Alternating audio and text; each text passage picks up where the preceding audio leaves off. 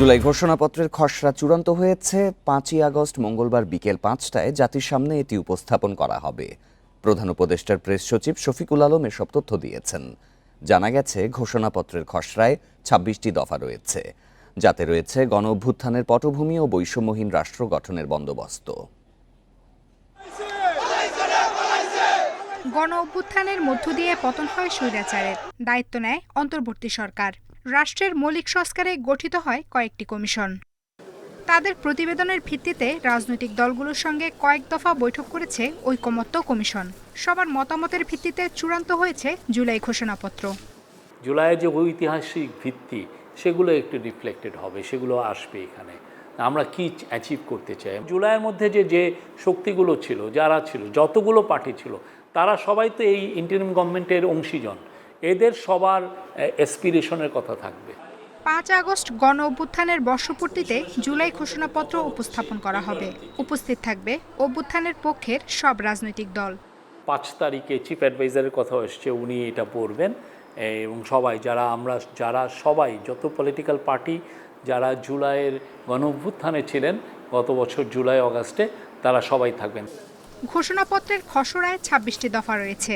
জুলাই অভ্যুত্থানের পটভূমি, আওয়ামী লীগ শাসনামলে গুম, খুন, গণহত্যা, আইনের শাসন ও মানবাধিকার, দুর্নীতি এবং বৈষম্যহীন সমাজ ও গণতান্ত্রিক রাষ্ট্র ব্যবস্থা প্রতিষ্ঠার বিষয় উঠে এসেছে। আফসানা আফরোজ জুই, ইন্ডিপেন্ডেন্ট নিউজ, ঢাকা। ফ্যাসিবাদী সরকারের পতন হলেও ফ্যাসিবাদী ব্যবস্থা এখনও রয়ে গেছে বলে মন্তব্য করেছেন জাতীয় নাগরিক পার্টির আহ্বায়ক নাহিদ ইসলাম। শনিবার রাজধানীর বাংলা মোটরে এনসিপির কেন্দ্রীয় কার্যালয়ে জুলাই ঘোষণাপত্র উপস্থাপন নিয়ে সংবাদ সম্মেলনে তিনি আরও বলেন, নতুন বাংলাদেশ গড়ার যে কর্মসূচি তা কাল কেন্দ্রীয় শহীদ মিনারে প্রকাশ করা হবে। সরকারের পতন হলো, ফ্যাসিবাদী ব্যবস্থার পতন এখনো হয়নি। ফলে নতুন রাজনৈতিক বন্দোবস্তের বা নতুন বাংলাদেশের বিনির্মাণের যে লড়াই, সেটি আমাদেরকে এখনো চালিয়ে যেতে হচ্ছে। আগামীকাল 3রা আগস্ট 2025 আমরা শহীদ মিনারে আমাদের এই যে জুলাই পদযাত্রা তার আনুষ্ঠানিক পরিসমাপ্তি হবে। বিএনপি স্থায়ী কমিটির সদস্য অবসরপ্রাপ্ত মেজর হাফিজ উদ্দিন আহমেদ বলেছেন, এমন কোনো দেশ নেই যেখানে অনির্বাচিত সরকার সংবিধান সংশোধন করতে চায়। মুক্তিযুদ্ধ করে যে সংবিধান লেখা হয়েছে তা মিথ্যা প্রমাণ করার চেষ্টা হচ্ছে বলেও অভিযোগ করেন তিনি। ইঞ্জিনিয়ার্স ইনস্টিটিউশনে জুলাই গণ অভ্যুত্থানের বর্ষপূর্তিতে আলোচনা সভা ও শহীদ পরিবারের সম্মাননা অনুষ্ঠানে তিনি এসব কথা বলেন। তিনি অন্তর্বর্তী সরকারের সমালোচনা করে বলেন, জুলাই যোদ্ধাদের আশা বাস্তবায়ন না হওয়ার কারণ হচ্ছে বর্তমান সরকার জুলাই চেতনা ধারণ করে না। বর্তমান সরকারের কেউই 17 বছরে হাসিনার দুঃশাসন নিয়ে কথা বলেনি বলেও মন্তব্য করেন মেজর হাফিজ। অনুষ্ঠানে বিএনপি স্থায়ী কমিটির সদস্য এজেডএম জাহিদ হোসেন বলেন, ভবিষ্যতে যাতে কেউ ফ্যাসিস্ট আচরণ করতে না পারে সেরকম বিচার করতে হবে। ঐক্যে ফাটল ধরালে স্বৈরাচাররা সুযোগ পাবে বলে জানান তিনি। আগস্টের শহীদদের স্বপ্ন বাস্তবায়িত হয় নাই, তার প্রধান কারণ হলো এখন যারা সরকারে আছেন, এই পতনের অবহিত পরেই যে সরকার রাষ্ট্র ক্ষমতায় এসেছে, তারা এই চেতনাকে ধারণ করেন না। যাতে ভবিষ্যতে কেউ জনগণকে, সাধারণ মানুষকে, দেশের যারা মালিক অর্থাৎ এই দেশের জনগণ, তাদের প্রতি কোনো ধরনের অন্যায় আচরণ করা, দুঃসাহস না দেখায় আমাদের বিচারের মাত্রাটা এরকমই হতে হবে। আওয়ামী লীগ ও তার অঙ্গ সংগঠনের গুপ্ত বৈঠক আইন শৃঙ্খলায় প্রভাব ফেলবে না জানিয়েছেন স্বরাষ্ট্র উপদেষ্টা জাহাঙ্গীর আলম চৌধুরী। আইন শৃঙ্খলা বাহিনীর কেউ ষড়যন্ত্রে যুক্ত থাকলে ছাড় দেয়া হবে না বলেও হুঁশিয়ার করেন তিনি। উপদেষ্টা জানান, ডিএনএ পরীক্ষার জন্য জুলাই আন্দোলনে শহীদ 114 জনের মরদেহ তোলা হবে। সকালে রায়ের বাজারে গণকবর পরিদর্শন শেষে এসব কথা বলেন তিনি। শনিবার সকালে রাজধানীর মোহাম্মদপুর থানা পরিদর্শনে যান স্বরাষ্ট্র উপদেষ্টা অবসরপ্রাপ্ত লেফটেন্যান্ট জেনারেল জাহাঙ্গীর আলম চৌধুরী। সাংবাদিকদের প্রশ্নের জবাবে উপদেষ্টা জানান, আওয়ামী লীগ ও অঙ্গ সংগঠনের বিভিন্ন গোপন বৈঠকের বিষয় সরকারের নজরে আছে।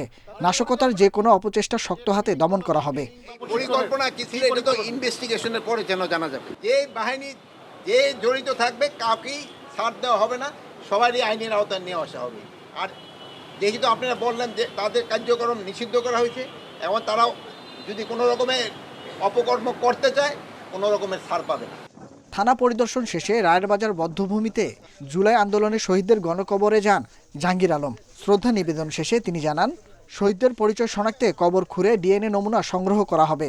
যারা উত্তরসূরি রেখে গেছেন তাদের ভিতরে একটা ছিল যে কেউ চাচ্ছিল এটা শনাক্ত করা হোক, কেউ চাচ্ছিল না। এখন তারা মোটামুটি নাকি রাজি হয়েছে। আমরা খুব তাড়াতাড়ি এদের শনাক্ত করে যারা তাদের বডি এখানে রাখতে চায় তারা এখানে রাখতে পারবে, আর যদি কেউ নিয়ে যেতে চায় ওটু নিয়ে যেতে পারবে। দেশের জন্য যে প্রাণ দিল তাদের কবরস্থান কন্ট্যাক্ট নেওয়ার পরেও যদি এরকম দুর্নীতি হয় তো দেশে কিভাবে চলবে? এভাবে জুলাই শহীদদের গণকবরে দাফন করায় জড়িতদের আইনের আওতায় আনা হবে বলেও জানান তিনি। Nahid Kamal, independent news, Dhaka. আগামী নির্বাচন দেশের ইতিহাসে সবচেয়ে সংঘাতপূর্ণ হবে বলে মন্তব্য করেছেন গণ অধিকার পরিষদের সভাপতি নুরুল হক নূর। দুপুরে রাজধানীতে এক আলোচনা সভায় এই মন্তব্য করেন তিনি। অন্তর্বর্তী সরকারের বিরুদ্ধে বৈষম্য সৃষ্টির অভিযোগ তুলেছেন নূর। তিনি আরও বলেন, আওয়ামী লীগ যেভাবে মুক্তিযুদ্ধের কৃতিত্ব পুরোটাই নিজেরা নিয়েছিল, বৈষম্য বিরোধী আন্দোলনও একই কাজ করছে। অনুষ্ঠানে প্রধান উপদেষ্টার বিশেষ সহকারী ফয়েজ আহমদ তৈয়ব বলেন, যেন তেন মানহীন বিচার করতে চায় না সরকার। ব্যাংক খাতে নতুন করে লুটপাট হচ্ছে না বলেও জানান তিনি। কিভাবে একটা আনবায়াস রিফর্ম, বিচার কিংবা একটা নির্বাচন পাবো? আমি ব্যক্তিগতভাবে খুব সন্দেহ সংশয় করছি, যদি খুব আর্লি ইলেকশন হয় তাহলে আগামী নির্বাচন হবে বাংলাদেশের ইতিহাসে সবচেয়ে সংঘাতপূর্ণ নির্বাচন। মানবতা বিরোধী অপরাধ মামলায় শেখ হাসিনার বিরুদ্ধে কাল প্রথম সাক্ষ্য গ্রহণ হবে আন্তর্জাতিক অপরাধ ট্রাইব্যুনালে। একই সঙ্গে আনুষ্ঠানিক বিচার শুরু হওয়ায় তার বিরুদ্ধে সব অপরাধের অভিযোগ সম্বলিত সূচনা বক্তব্য তুলে ধরবেন চিফ প্রসিকিউটর, যা সরাসরি সম্প্রচার করা হবে বিটিভি সহ বিভিন্ন গণমাধ্যম ও সামাজিক যোগাযোগ মাধ্যমে। জুলাই আন্দোলন দমনে মানবতা বিরোধী অপরাধের সবচেয়ে গুরুত্বপূর্ণ মামলা এটি। এতে শেখ হাসিনার পাশাপাশি আসামি করা হয়েছে সাবেক স্বরাষ্ট্রমন্ত্রী আসাদুজ্জামান খান ও সাবেক আইজিপি চৌধুরী আব্দুল্লাল মামুনকে। তবে এর মধ্যে চৌধুরী মামুনকে রাজসাক্ষী হিসেবে গ্রহণ করেছে আদালত। মামলায় মোট ৮১ জন সাক্ষী থাকলেও গুরুত্বপূর্ণ ২৫ থেকে ৩০ জনকে ট্রাইব্যুনালে উপস্থাপন করা হবে। ২৮ জুলাই সাক্ষীদের জন্য সমন জারি করে ট্রাইব্যুনাল। প্রধান নির্দেশদাতা হিসেবে মারণাস্ত্র ব্যবহার করে হত্যার নির্দেশ, হত্যায় উস্কানি ও প্ররোচনা দেয়া, আবু সাইদ হত্যা, চানখারপুলে ৬ জনকে হত্যা ও আশুলিয়ায় মরদেহ পোড়ানোর মোট ৫টি সুনির্দিষ্ট অভিযোগ আনা হয়েছে শেখ হাসিনার বিরুদ্ধে। প্রথমে একটা ওপেনিং স্টেটমেন্ট হবে, যেটা চিফ প্রসিকিউটর বা ওনার অথরাইজড কোনো প্রসিকিউটর কেসটাকে ওপেন করবেন। মানে কি হবে প্রসিকিউশন কেসটা, এটা উনি বর্ণনা করবেন কোর্টের সামনে, আসামিরা শুনবেন, কোর্টরা শুনবেন। এটা ৩ তারিখে ধার্য। সাক্ষ্য গ্রহণের ক্ষেত্রে আসামি পক্ষকে আমরা একটা সাক্ষীর তালিকা দিয়েছি এবং ওই সাক্ষীরা ইনভেস্টিগেশন অফিসারের কাছে কি জবানবন্দি দিয়েছেন সেটাও দেওয়া। চট্টগ্রামে চাঁদা না পেয়ে ব্যবসায়ীর ঘরে ঢুকে এলোপাতাড়ি গুলি চালিয়েছে দুর্বৃত্তরা। এতে গুলিবিদ্ধ হয়ে হাসপাতালে চিকিৎসাধীন ব্যবসায়ী মোহাম্মদ ইউনুস। শুক্রবার মধ্যরাতে উত্তর মোহরা এলাকায় এই ঘটনা ঘটে। এ ঘটনায় এখনো কাউকে আটক করতে পারেনি পুলিশ। কয়েকদিন ধরে অজ্ঞাত ফোন নম্বর থেকে একটি চক্র ব্যবসায়ী মোহাম্মদ ইউনুসের কাছে চাঁদা দাবি করে আসছিল, কিন্তু তাদের চাঁদা দিতে রাজি হননি তিনি। এর মধ্যে শুক্রবার দিবাগত রাতে দুটি মোটরসাইকেলে আসা ৪ থেকে ৫ জনের একটি দল বাড়ির সামনে হামলা চালায় ইউনুসের উপর। মুখ, পা ও হাতে গুলি লাগে তার। গুলির শব্দে পুরো এলাকায় আতঙ্ক ছড়িয়ে পড়ে। বুকে লাগে নাই, এমনি ফাই লাগছিল। আমরা সবাই চিল্লাচিল্লি করে লোকজন বাইর হয়েছে, এরা বাইর হয়েছে, আমাদের এখান থেকে বাইর হয়েছে, তারপর ওরা চলে গেছে। রেজার ভাড়া খাটানোয় ব্যবসা করেন ইউনুস। ব্যবসায়িক বিরোধ ও চাঁদাবাজিকে কেন্দ্র করে হামলার ঘটনা ঘটতে পারে বলে ধারণা পুলিশের। হামলাকারীদের চিহ্নিত করার পাশাপাশি ধরতে চলছে অভিযান। প্রাথমিক আমরা ঘটনাস্থলে উপস্থিত হয়ে ভিকটিমকে উদ্ধার করে হাসপাতালে চিকিৎসার জন্য প্রেরণ করি এবং তার পরিবারের পক্ষ থেকে এজাহার দায়ের করার জন্য আমরা আলোচনা করতেছি। ঘটনার সহিত যারা জড়িত আছে প্রত্যেককে আমরা আইনের আওতায় নিয়ে আসবো এবং প্রত্যেককে আমরা গ্রেপ্তার করব। এরই মধ্যে ঘটনাস্থল পরিদর্শন করেছেন পুলিশের কর্মকর্তারা। নিশ্চিত করা হয়েছে ইউনুসের পরিবারের নিরাপত্তা। Independent news. টাঙ্গাইলে এক মাছ ব্যবসায়ীর কাছে ৫ লাখ টাকা চাঁদা দাবির অভিযোগে বিএনপির ৩ নেতা সহ ৫ জন গ্রেপ্তার। শনিবার ভোরে পৌর এলাকার সন্তোষ থেকে তাদেরকে আটক করে পুলিশ। গ্রেপ্তার ৩ নেতা হলেন শহর বিএনপির ৮ নম্বর ওয়ার্ডের সভাপতি গোলাম রাব্বানী, সাধারণ সম্পাদক শাহ আলম মিয়া, ৭ নম্বর ওয়ার্ডের সাধারণ সম্পাদক জুবায়ের হোসেন।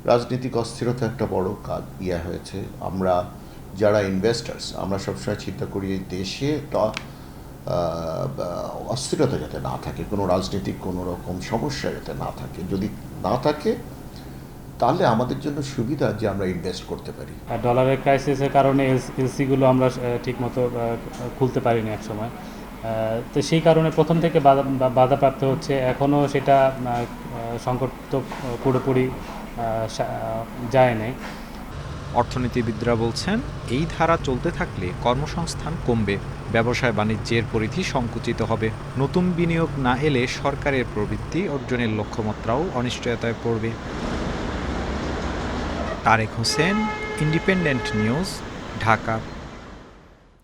কক্সবাজারের রামু রশিদনগর এলাকায় ট্রেনের ধাক্কায় অটোরিকশা 4 যাত্রীসহ 5 জন নিহত হয়েছে। শনিবার বেলা 1:30টার দিকে ঢাকাগামী কক্সবাজার এক্সপ্রেসের ধাক্কায় এই দুর্ঘটনা ঘটে। নিহত 2 নারী ও 2 শিশু একই পরিবারের। দুর্ঘটনার পর কক্সবাজারগামী আরেকটি ট্রেন আটকে রাখে বিক্ষুব্ধ জনতা। পরে পুলিশ ও সেনাবাহিনী পরিস্থিতি নিয়ন্ত্রণে আনে। কক্সবাজার থেকে ছেড়ে আসা কক্সবাজার এক্সপ্রেস ট্রেনটি ধুলিরছড়া রেল ক্রসিং এলাকায় পৌঁছায় শনিবার দুপুর 1:30টায়। এ সময় ভারোয়াখালী থেকে রামমুখী একটি যাত্রীবাহী অটোরিকশা রেল ক্রসিং অতিক্রম করছিল। অটোরিকশায় 2 শিশু সন্তান নিয়ে শ্বশুরবাড়ি ফিরছিলেন রামুর কালীরছড়া গ্রামের রেনুয়ারা ও তার ছোট বোন আসমা। ট্রেনের ধাক্কায় অটোরিকশাটি ছিটকে পড়লে ঘটনাস্থলেই নিহত হন তারা। দুর্ঘটনার পর স্বজনদের আর্তনাতে ভারী হয়ে ওঠে পুরো এলাকা। বারবার অ্যাক্সিডেন্ট, আর কিছুদিন আগে ইন্দি মাসুয়ালি রোডও তো অ্যাক্সিডেন্ট, এভাবে আরো 2-1 অ্যাক্সিডেন্ট আইফোন। আমরা চাই সমাধান, চাই এখানে গ্যাস চাই, গ্যানম্যান চাই। কক্সবাজার এক্সপ্রেস ট্রেনটি গন্তব্যে চলে গেলেও চট্টগ্রাম হতে কক্সবাজারগামী সৈকত এক্সপ্রেস দুর্ঘটনাস্থলে আটকে রাখে বিক্ষুব্ধ জনতা। পরিস্থিতি নিয়ন্ত্রণে ঘটনাস্থলে যায় পুলিশ, বিজিবি, র্যাব ও সেনা সদস্যরা। এলাকাবাসীর সাথে আলোচনা ও ক্রসিংয়ে গেটম্যান নিয়োগের আশ্বাসে 4:30টার দিকে ছেড়ে দেয়া হয় ট্রেনটি। ঊর্ধ্বতন কর্তৃপক্ষের সাথে আমরা আলাপ করে এইখানের যে সিকিউরিটি, যে গেট করা দরকার ট্রেন চলাচলের জন্য, মানুষের যাতায়াতের জন্য, সেই ব্যবস্থা আশ্বাসে তারা উত্তেজিত জনতা এখান থেকে আমাদেরকে সহযোগিতা করেছে। দুর্ঘটনা তদন্তে 3 সদস্যের কমিটি করেছে রেলওয়ে পূর্বাঞ্চল। আলমগীর সবুজ, ইন্ডিপেন্ডেন্ট নিউজ, চট্টগ্রাম। এবার খেলার খবর জানিয়ে দিচ্ছি শিরোনাম। এএফসি অনূর্ধ্ব-20 এশিয়ান কাপ বাছাই খেলতে লাওস গেল বাংলাদেশ নারী দল, এশিয়ার শ্রেষ্ঠত্ব অর্জনের লক্ষ্য।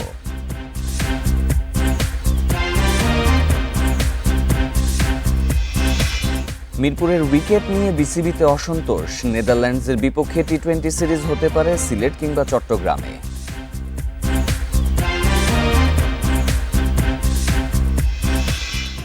এএফসি অনূর্ধ্ব-20 এশিয়ান কাপ বাছাই পর্ব খেলতে লাওস গিয়েছে নারী ফুটবল দল। আসরে ভালো করতে প্রত্যয়ী আফিদা তৃষ্ণারা। নারী অনূর্ধ্ব-20 সাফে চ্যাম্পিয়ন হওয়া দলটি এশিয়ার মঞ্চেও শিরোপা জয়ের স্বপ্ন দেখছে। আরও একটি স্বপ্ন পূরণের পথে বাংলাদেশ নারী দল। দক্ষিণ এশিয়ার গণ্ডি পেরিয়ে এশিয়ার চ্যালেঞ্জ। কতটা প্রস্তুত বাংলাদেশ? তৃষ্ণা আফিদারা পারবেন নিজেদের উপস্থিতি জানান দিতে? হচ্ছে নর্থ কোরিয়ার সাথে খেলা আছে, চায়নার সাথে খেলা আছে, তো আমরা যদি বয়স ভিত্তিকে যদি হচ্ছে সাউথ কোরিয়া টিমের সাথে খেলতে পারি তাহলে আমরা বুঝতে পারবো যে হচ্ছে ওরা কোন ধাঁচের খেলে। ওখানে যাওয়ার পরে আমাদেরকে নির্দেশনা দিবে যে হচ্ছে এই টিমগুলোর সাথে আমরা কীভাবে খেলবো। গ্রুপের সেরা 8 দল সরাসরি খেলবে মূল পর্বে। সুযোগ আছে রানার্স আপ হয়ে মূল পর্বে যাওয়ার। সে লক্ষ্যে লাওসের বিপক্ষে প্রথম ম্যাচকেই সবচেয়ে গুরুত্ব দিচ্ছে টিম ম্যানেজমেন্ট। মায়ানমারে গিয়ে হচ্ছে র্যাঙ্কিং কোনো বিষয় না সেটা প্রমাণ করছি, তারপরে জর্ডানেও আমরা সেই প্রমাণটা করছি। ইনশাল্লাহ এবারও আমরা চেষ্টা করব। 8ই আগস্ট পূর্ব তিমুর, 10ই আগস্ট গ্রুপের শেষ ম্যাচ দক্ষিণ কোরিয়ার মুখোমুখি হবে বাংলাদেশ। শাঙ্গ আহমেদ, ইন্ডিপেন্ডেন্ট নিউজ। অতীত থেকে শিক্ষা নিয়ে লিটনের নতুন দলকে ভালো উইকেটে বেশি ম্যাচ খেলার সুযোগ করে দিতে চায় বিসিবি। আকরাম খান জানালেন নেদারল্যান্ড সিরিজ হতে পারে ঢাকার বাইরে। অন্যদিকে একাডেমির গ্রিন হাউস ঠিক করতে ব্যবস্থা নেওয়া হয়েছে। আর বরিশালের সংকট সমাধানে কঠোর হয়েছে বিসিবি, জানিয়েছেন এই বোর্ড পরিচালক। টানা 2 সিরিজ জিতে নতুন কম্বিনেশন খুঁজে পাওয়া গেছে। বিসিবি কর্তারাও হয়েছেন আশাবাদী। তবে মিরপুরের উইকেটে এশিয়া কাপের প্রস্তুতি নিতে সাহস পাচ্ছে না। ভালো উইকেটে নেদারল্যান্ডসের বিপক্ষে সিরিজ আয়োজনের পরিকল্পনা করছে বিসিবি। সিরিজটা খেলেছি, সেখানে উইকেট এরকম ভালো ছিল না, হয়তো বা ওয়েদার এবং সময়ের জন্য। তো সেটা নিয়ে আমরা ডিসকাস করেছি এবং সামনে আমাদের আয়ারল্যান্ডের একটা সম্ভাবনা আছে, বাকি যেগুলো আছে সেখানে যদি এই ধরনের সিচুয়েশন হয় তাহলে আমরা ঢাকার বাইরেও ভালো উইকেট আছে যেখানে বেশি রান হয়, সেখানে আমরা প্ল্যান করেছি, চিন্তা ভাবনা করেছি ওখানেও আমরা খেলাতে পারি। জাতীয় ক্রিকেট লিগে বরিশাল বিভাগকে নিয়ে অস্বস্তিতে আছে কর্তারা। গেল কয়েক বছর ধরে চলছে অনিয়ম ও দ্বন্দ্ব। সংকট সমাধানে কঠোর সিদ্ধান্ত নিতে যাচ্ছে। কোচের দায়িত্ব দেওয়া হয়েছে মোহাম্মদ আশরাফুলকে। পরিবর্তন আসতে যাচ্ছে আরও। অন্য কোনো ডিভিশনে ওই ধরনের কোনো কথাবার্তা হয় না।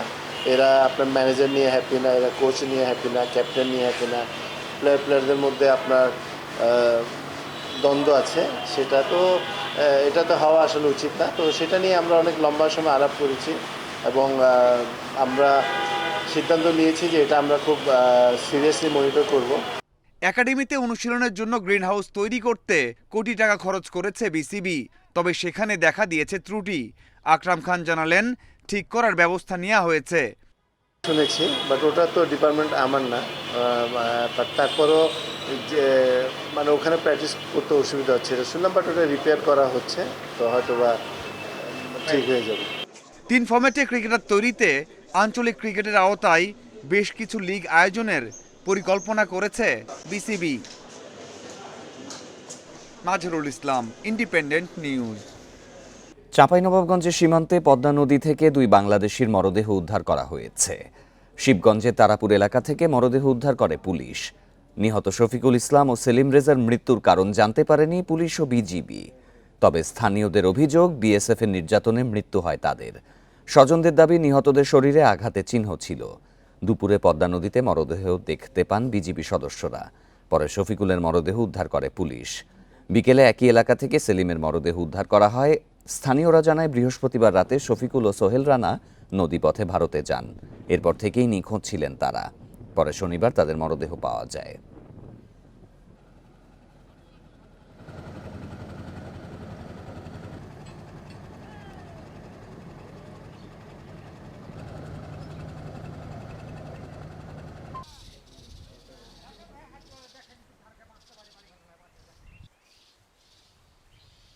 সাড়ে 9টা 10টার দিকে খবরটা পেয়েছি যে ও নিখোঁজ আছে এরকম। তার আগেও আমি খবর পাইনি, মানে আমি সকালে উঠে চলে গেলাম জায়গায়, ওখান থেকে আসছি, বাড়ি আসার সময় শুনলাম যে এই ঘটনা, তোমাদের শফিককে পাচ্ছে না।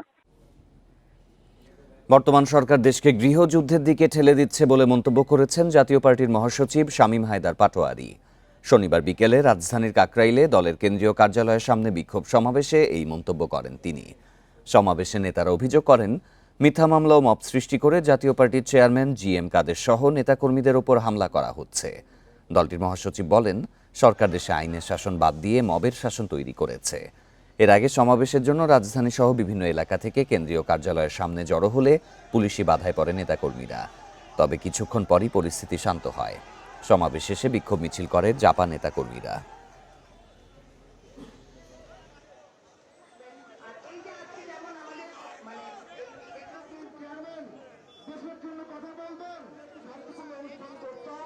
দেশ ডুবে যাচ্ছে, সরকার চেয়ে চেয়ে দেখছে। আমরা চেয়েছিলাম এই সরকার শান্তি আনবে, সরকার অশান্তি নিয়ে আসলো। আমরা চেয়েছিলাম এই সরকার আইনের শাসন করবে, সরকার করলো মদের শাসন। এই ছিল বিরতিহীন রাত 9টায় বাংলাদেশে। সব খবরের বিস্তারিত জানতে চোখ রাখুন ফেসবুক, ইউটিউব এবং এক্সে। ধন্যবাদ সবাইকে।